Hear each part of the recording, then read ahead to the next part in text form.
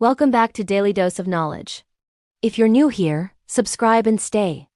Because today, we are talking about something that will happen to you whether you are ready for it or not. Time is going to change you completely. Not just your appearance, not just your circumstances, your values, your priorities. The things that matter to you. The things that don't anymore. The version of you that exists today. The opinions you hold, the things you want. That person is going to look unrecognizable 10 years from now. And the strangest part is that right now you probably don't believe that. You feel like yourself. Solid. Formed. You have been through things. You have figured things out. You feel like the person you are now is close to the person you will always be. This feeling is one of the most well-documented illusions in all of psychology. And almost every human being falls for it completely. Let's start here. Think about who you were 10 years ago. Your opinions, your taste, what you valued, what you were certain about, the things you were willing to fight for, the things you thought you understood. Now compare that person to who you are today. The gap is probably significant, maybe embarrassing, maybe heartbreaking, maybe something you are genuinely proud of. But here is the question. 10 years ago, did you see that change coming? Almost certainly not. 10 years ago you felt just as solid and formed as you do now. You thought you had figured things out just as much as you do today.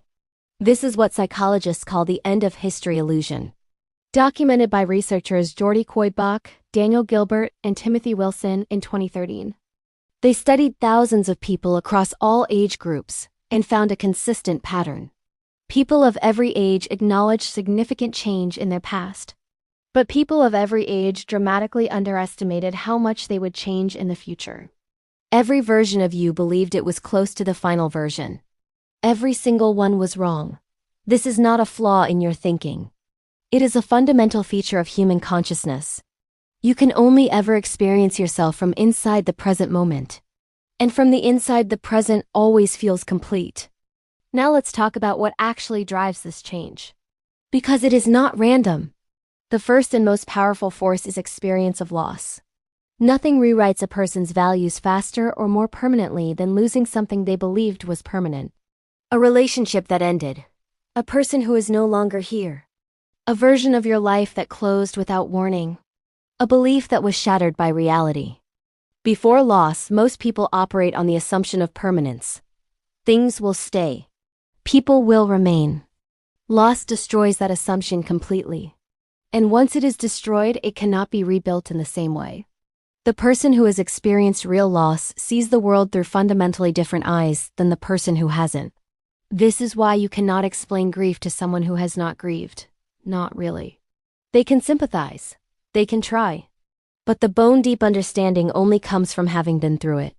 The second force is the slow accumulation of consequence. When you are young, your decisions feel relatively reversible. Try this. Change that. Start over. But as time passes, you begin to feel the weight of compounding. The career you chose has created a trajectory. The relationships you invested in have shaped who you became. Every day you are becoming someone. The question is whether you are choosing who. This understanding changes how you make decisions. What you are willing to wait for. What you are no longer willing to tolerate. What you finally stop pretending doesn't matter. The third force is the collision between expectation and reality. When you are young, the future is largely theoretical. You have ideas about how life will feel, what success will mean, what love will be like, what you will do when you finally arrive. Then you arrive, and it is different from the idea. Not always worse, sometimes genuinely better in unexpected ways. But always different. And that gap between the imagined life and the lived life does something to a person. It either crushes them or it matures them. It either produces bitterness or it produces wisdom. The difference between those two outcomes is largely determined by one thing: whether you can release the imagined version and be fully present to the actual one. The fourth force is the gradual clarification of what actually matters. When you are young, almost everything feels urgent and important. Status, approval, being right, winning arguments, being seen in a certain way by certain people. As time passes, a quiet process of editing begins. Things that once felt essential start to feel irrelevant. Arguments you would have died on start to feel not worth your breath. People whose opinion once controlled your mood start to feel like strangers whose judgment has no claim on you. And the things that remain, the things that survive the editing, those are your actual values, not the ones you were performing, not the ones you inherited, the ones that held up under the weight of real life. Now let's talk about the loneliness of this transformation, because this is the part most people feel but cannot name. As you change across time, you become increasingly difficult to fully understand by people who have not lived what you have lived. Your 20-year-old self and your 40-year-old self are not just different in opinion. They are different in the kind of understanding they have access to. They have seen different things, lost different things, been changed by different experiences. And no amount of intelligence or empathy fully bridges that gap. You cannot download lived experience. You cannot transfer the weight of accumulated years.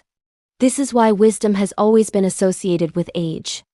Not because older people are smarter, but because certain understandings are only available after living through the experiences that produce them. This is why certain conversations only become possible at certain ages. Why a 30-year-old and a 60-year-old can suddenly understand each other in ways that weren't available before.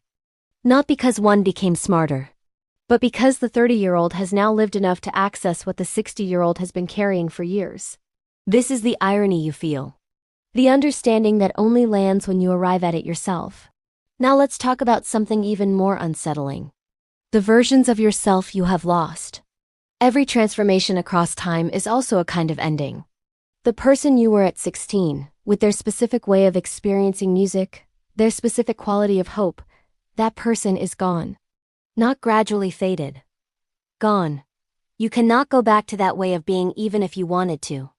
There is a psychological phenomenon called the reminiscence bump. The tendency for people to have the most vivid memories from their teenage years and early adulthood. Research suggests this is because those years are when identity is forming most actively. Everything is being experienced for the first time and felt with maximum intensity. The intensity of feeling you had at 17, the way music felt like it was written specifically for you, the way friendships felt total and permanent. That intensity is a feature of that stage, and it does not fully return. This is why nostalgia is such a complex emotion. It is not just missing a time. It is missing a version of yourself that had access to something you can no longer fully reach. And yet, what replaces that intensity is not nothing. What replaces it is depth, perspective, the ability to hold complexity without being destroyed by it. The capacity to find meaning in ordinary things that the younger version of you walked straight past. The trait is real. You lose some things. You gain others. And wisdom is largely the process of making peace with that exchange. Now let's talk about what all of this means for how you live right now. The person you are today deserves more grace than you probably give them. You are in the middle of a transformation you cannot fully see. You are becoming someone. That process is always incomplete, always messy, and always worth respecting. The people around you who seem to not understand you, the gap is often temporal, not personal. They have not lived what you have lived yet. That is not a failure of their character. It is a feature of where they are in time. The opinions and judgments of people who have not lived your specific accumulation of years have limited claim on how you see yourself. They are seeing you from a different temporal vantage point. They are working with less data. The version of you 10 years from now will look back at today with the same mix of compassion and distance you feel looking back a decade ago. The things causing you the most anxiety today, the questions you cannot answer, the decisions you cannot make. Your future self will understand those with complete clarity. You are not behind. You are not broken. You are in the middle of becoming. And becoming takes time. That is not a problem. That is the whole point. That is your daily dose of knowledge for today. Drop a comment and tell me, what is the biggest way time has changed you that your younger self would never have predicted? Share this with someone who is in the middle of becoming. Subscribe because we are just getting started. I'll see you in the next one.